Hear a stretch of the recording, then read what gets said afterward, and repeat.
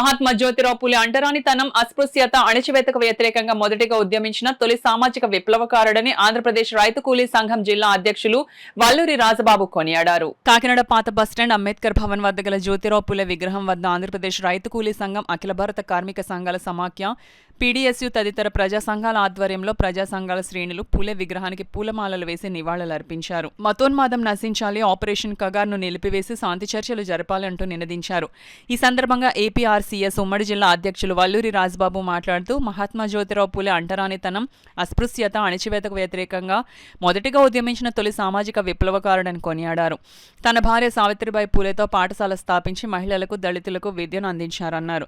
సత్యశోధక్ సమాజ్ అనే సంస్థను స్థాపించి మతోన్మాదానికి వ్యతిరేకంగా పోరాడారన్నారు. నేడు పాలకులు పూలే ఆశయాలకు తూట్లు పొడుస్తున్నారన్నారు. ఈ కార్యక్రమంలో ఏపీఆర్సీఎస్ జిల్లా కార్యదర్శి బి రమేష్, ఏఐఎఫ్టీయూ జిల్లాధ్యక్షులు కుంచె అంజిబాబు, పీడీఎస్యు రాష్ట్ర నాయకులు కడితి సతీష్, ఏపీఆర్సీఎస్ జిల్లా నాయకులు మడికి సత్యం, కర్ణాకల రామలింగేశ్వరరావు, ఎల్ఏ సత్యబాబు, పారిశుద్ధ్య కార్మికులు సమాఖ్య కన్వీనర్ బొచ్చ యేసు, ఏఐఎఫ్టీయూ నాయకులు రాయుడు గోవిందు, శివ, బాబీ తదితరులు పూలే విగ్రహానికి పూలమాలలు వేసి నివాళులర్పించారు.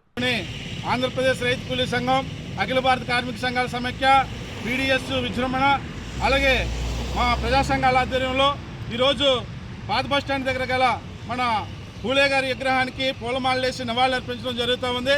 ప్రధానంగా మహాత్మా జ్యోతిరావు పూలే ఆనాడు అంటరానితనానికి, అస్పృశ్యతకి, దోపిడీకి వ్యతిరేకంగా మొదటిసారిగా ముందుకొచ్చి ఆయన పోరాడాడు. ఆయన పోరాటమే కాదు, తన భార్య సావిత్రిబాయి పూలేతో కూడా ఈ దేశంలో దళితులకి, మహిళలకి మొట్టమొదటిగా చదువు చెప్పింది వారే, సావిత్రిబాయి పూలేని. మరి ఆ విధంగా దళితుల్ని ఉద్ధరించడానికి, ఈ అస్పృశ్యత, అంటరానితనం పోవడానికి సత్యశోధక్ సమాజ్ అనేటువంటి సమాజాన్ని కూడా ఆయన స్థాపించడం జరిగింది. నేడు పాలక వర్గాలు మహాత్మా జ్యోతిరావు పూలే ఆశయాలకు తూట్లు పొడుస్తూ ఉన్నారు.